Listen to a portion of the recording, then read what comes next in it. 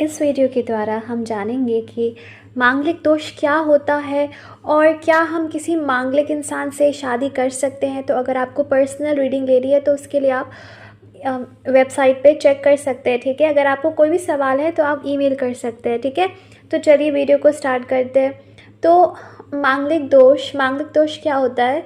जब मंगल, ठीक है, मार्स फर्स्ट हाउस में हो, सेकंड हाउस में हो, फोर्थ में हो, सेवेंथ में हो, एट्थ में हो या फिर ट्वेल्थ में हो, ठीक है। सेकंड हाउस में इतना कुछ एस्ट्रोलॉजर्स उसको मानते हैं, कुछ नहीं मानते, ठीक है, लेकिन आप फिर भी उसे कंसीडर कर सकते हैं, ओके। तो यहाँ पर हमें जब हम ये प्लेसमेंट्स देखते हैं तो उसे हम कहते हैं मांगलिक, ठीक है। तो क्या मांगलिक इंसान नॉन मांगलिक से शादी कर सकता है? तो बिल्कुल कर सकता है, ओके। तो फर्स्ट आपको ये देखना है कि आप मांगलिक बर्थ में हो, नवमांश में हो, मून में हो, ठीक है।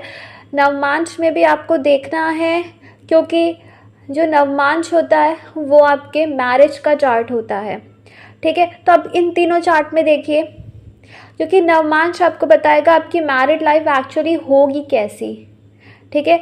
आपकी मैरिड लाइफ जो है वो बर्थ पे डिपेंडेंट नहीं होती है। बर्थ बस ये बताता है कि मैरिज होगी कि नहीं, बट जो नवमांश होता है वो आपको एक्चुअली बताता है कि आपकी मैरिड लाइफ कैसी होगी, ठीक है। तो हमें देखना है कि आप मांगलिक नवमांश में हो कि नहीं, फिर आप मून कुंडली में भी देख सकते हो, ठीक है।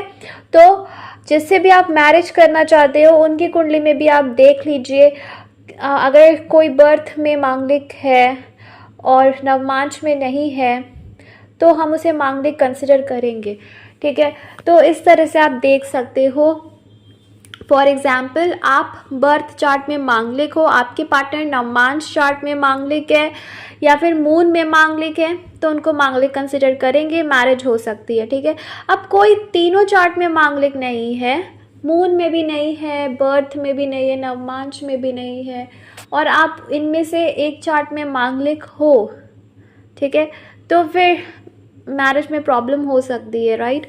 तो हम तीनों चार्ट को कंसिडर करते हैं। वैसे मून को उतनी इम्पोर्टेंस ना दे तो बेहतर होगा। मून चार्ट से मांगलिक हो या ना हो उसको ज़्यादा आपको वैल्यू नहीं देनी है। आप नवमांश देखिए, क्योंकि नवमांश जो है वो मैरिज का चार्ट होता है, ठीक है। तो वैसे आप तीनों देख सकते हो, ऐसा नहीं है, लेकिन आपको इम्पोर्टेंस देनी है बर्थ को, नवमांश को, ठीक है। तो इन तीनों कुंडली में से आप देख सकते हो कि कोई इंसान मांगलिक है या नहीं है, ओके। तो आपको सिर्फ बर्थ नहीं देखना है, आप नवमांश भी देख सकते हो, और नवमांश में भी मांगलिक नहीं है, बर्थ में भी मांगलिक नहीं है, मून में भी नहीं है, और आप हो तो फिर हो सकता है मैरिज में प्रॉब्लम हो, ठीक है। तो इस तरह से हमें देखना है। क्यों कहा जाता है कि मांगलिक और मांगलिक को मांगलिक के साथ ही मैरिज करनी चाहिए? क्योंकि ऐसे लोग जो होते हैं उनमें बहुत ज़्यादा पैशन रहता है, उनमें बहुत एनर्जी रहती है। वो जैसे मार्स क्या है, उसको हमेशा कुछ ना कुछ करने को चाहिए, उसे फिज़िकली एक्टिव रहना पसंद है, उसे सुस्त नहीं बनना पसंद है, ठीक है। जैसे कि रिलेशनशिप में रोज़ बात हो, रोज़ घूमने जाए, रोज़ एक दूसरे से इंटरेक्ट करे। तो जो नॉन मांगलिक इंसान होता है उसको इन सब चीज़ों में उतना ज़्यादा नहीं वो इंटरेस्ट लेता है, या उसकी एनर्जी मांगलिक इंसान से कम होती है इन्वेस्ट करने की रिलेशनशिप में, ठीक है। तो इस वजह से प्रॉब्लम आती है।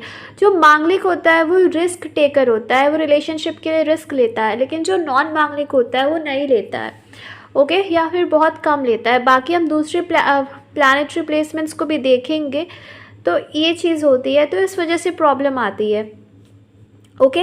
अब यहाँ पे आपको एक और चीज़ देखनी है। अगर आपका मार्स एक्सॉल्टेड हो जाता है तो फिर मांगलिक दोष को कंसिडर नहीं करेंगे, ठीक है।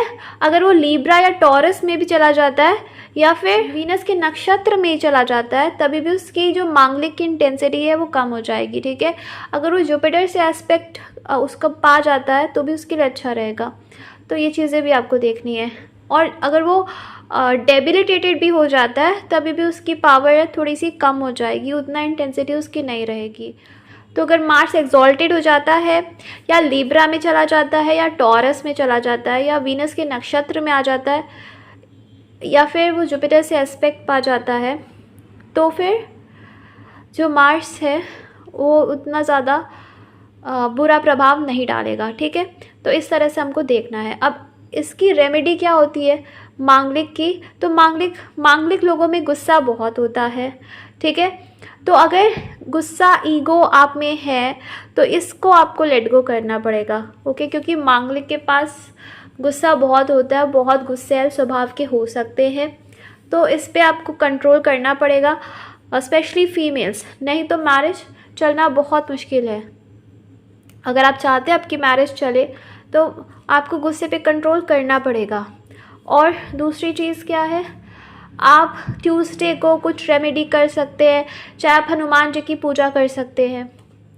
तो ट्यूसडे को अगर आप रेमेडी करते हैं या कोई दान करते हैं, आप मंदिर में आप लाल वाली जो दाल होती है उसको आप दान कर सकते हैं, या गरीबों को कुछ खिला सकते हैं, या चिड़ियों को खिला सकते हैं। तो किसी भी प्रकार का आप रेमेडी इस तरह से कर सकते हैं, या हनुमान चालीसा पढ़ सकते हैं, तो इससे आपको काफ़ी फ़ायदा होगा। ओके, आपको डेफिनेटली ये करना चाहिए। ट्यूसडे को आप रेमेडी कीजिए, उससे मंगल दोष काफ़ी हद तक शांत होगा। ऐसे लोगों को लाल वस्त्र नहीं पहनने चाहिए, जो बहुत भड़कीला लाल होता है वो कलर यूज़ नहीं करना चाहिए, या जो बहुत भड़कीला होता है ना ब्लड रेड, उस तरह का उनको नहीं करना चाहिए। ओके, मैरून कलर वो यूज़ कर सकते हैं, वो उनके अच्छा रहेगा, बट जो बहुत ही रेड कलर होता है उसको ना यूज़ करें तो उनके लिए बेहतर रहेगा। ट्यूसडे को रेमेडी करें।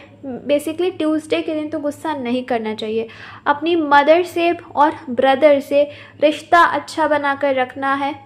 ओके, किसी को भी लैंड या प्रॉपर्टी के रिगार्डिंग चीट नहीं करना है। घर को साफ़ सुथरा रखना है। जो घर आपके पास है उसकी वैल्यू करनी है।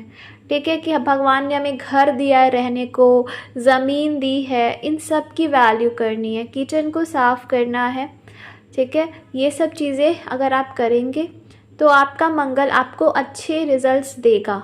ओके, और आपका मांगलिक दोष भी शांत होगा। ओके, तो अगर आप इस तरह से रेमेडी करते हो बहुत हेल्पफुल होगा आपके लिए। आई होप आपको वीडियो अच्छा लगा हो। अगर आपको कंसल्टेशन लेनी है तो उसके लिए आप कांटेक्ट कर सकते हो। बाय।